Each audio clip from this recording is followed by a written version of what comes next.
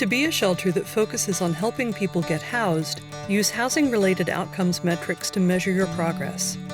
A lot of shelters track things like the number of bed nights, the number of meals served, and the number of people coming in and out.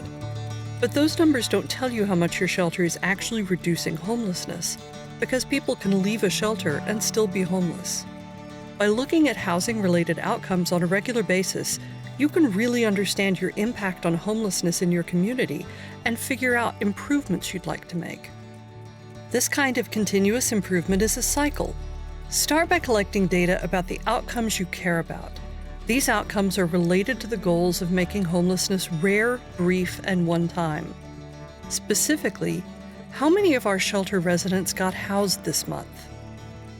Did the average length of stay in our shelter increase or decrease? How many of those people returned to homelessness or to our shelter after getting housed? And don't just pay attention to the overall numbers. Break them down by demographics to see whether certain groups are more or less likely to experience positive outcomes.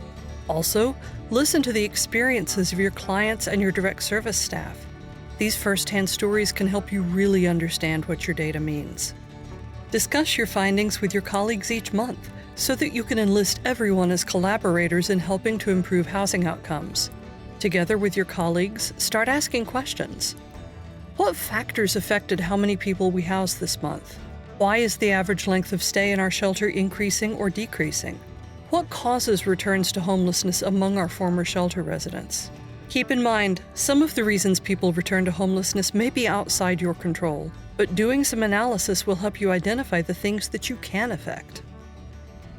Think creatively about ways to improve these housing-related outcomes and put a manageable number of ideas into practice. Set some reasonable improvement goals for the coming month. Then, when that month is over, report out again on those key housing-related metrics and repeat the process. You'll be surprised how much impact these regular conversations and the ideas that come from them have over time. Two important things to remember. First, you can't learn much from a small amount of data.